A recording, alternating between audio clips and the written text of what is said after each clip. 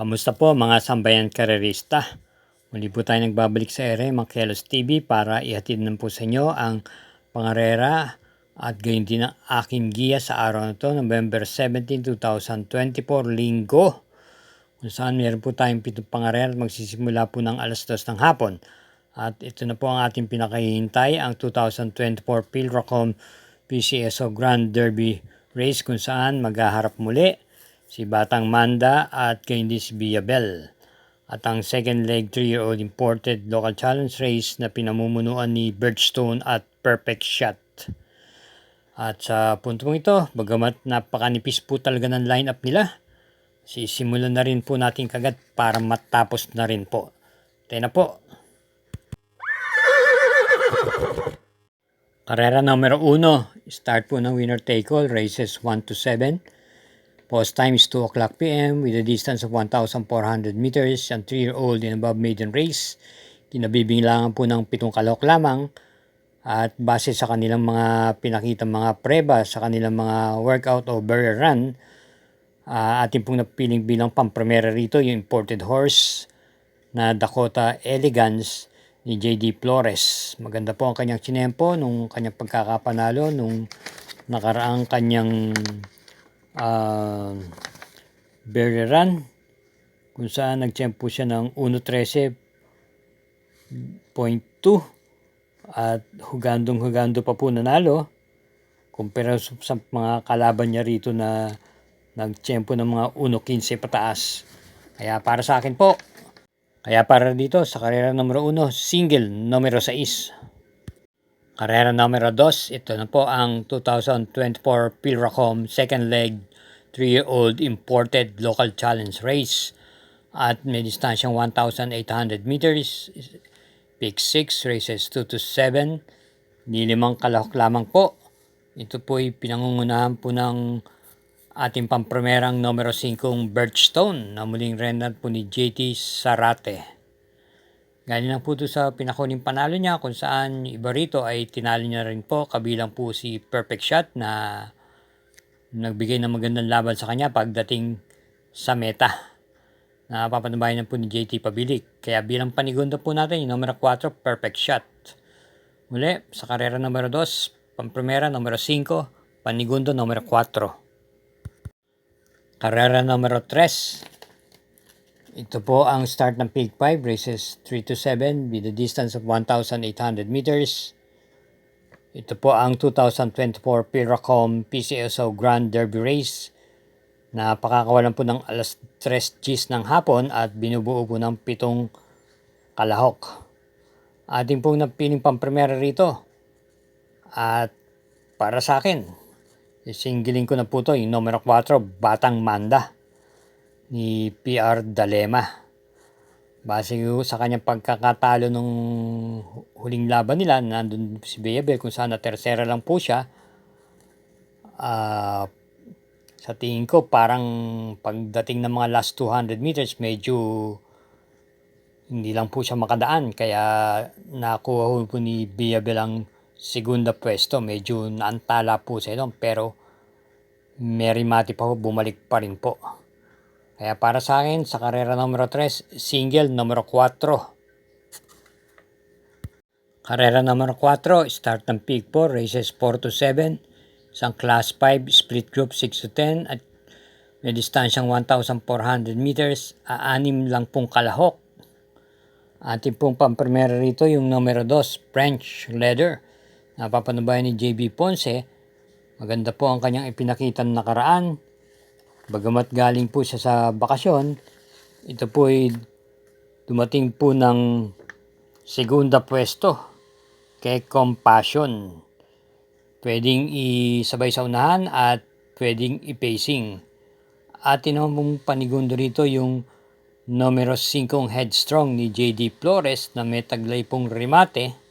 At bilang panersera naman po natin dito yung numero 6 na Binibini na may taglay pong pwedeng iuna at i-pacing naman po.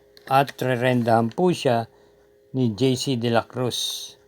Kaya para rin sa karera numero 4, Pamprimera numero 2, panigunda numero 5, at panersera yung numero 6. Para po sa ating mga updated na mga giya, huwag pong natin kalilimutan na ugaliin mag-subscribe, pakishare na rin po at hit po ang like button ng Mangkelos TV. Salamat po.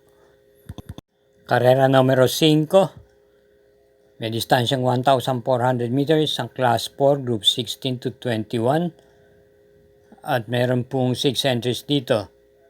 Ang ating pong pamprimera rito yung kalahok numero 5 Electrify na muling rerenda po nung nakakagamay sa kanya na JG Serrano.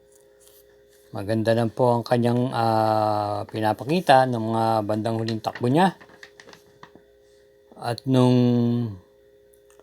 November 9, siya po ay dumating lamang po nga ng pang-anim kay Go Aidan Go.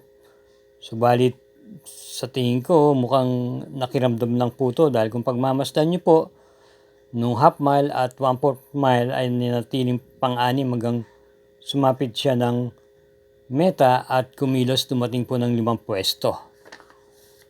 Bilang panigundo naman po natin dito yung malalamadong numero 4 Batang Kangkalu ng isang derimate ni J.D. Flores na nakwarto pwesto lamang po to noong November 8 sa kabayang nanalong Real Equity.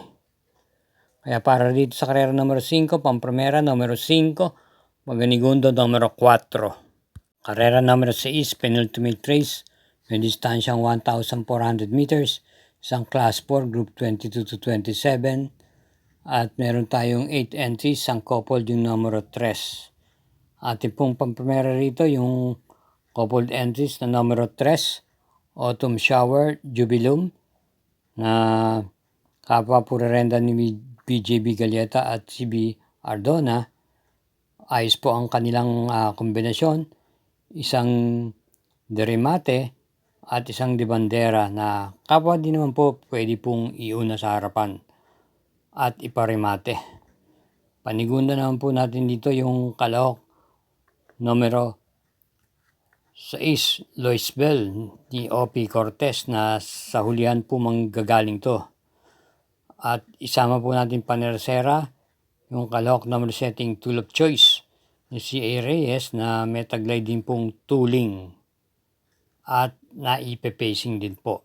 Kaya para rito sa karera numero 6, pamprimera numero 3, the coupled entries, at panigundo natin yung numero 6, panersera numero 7.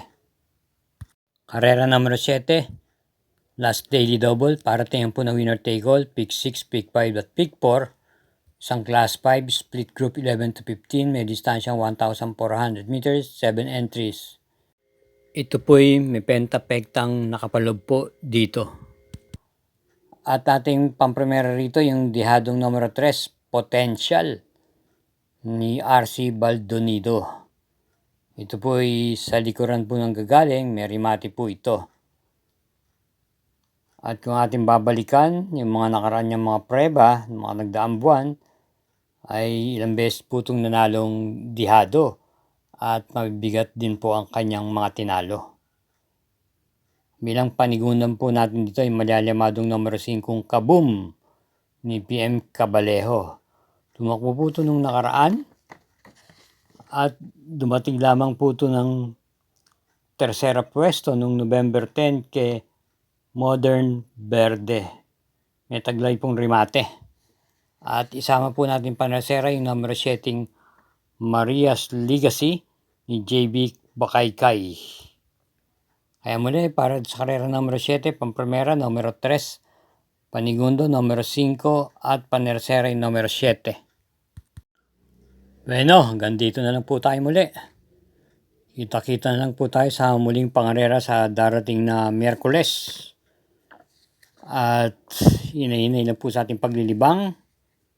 Good luck po. At ingat po sa ating pag-uwi.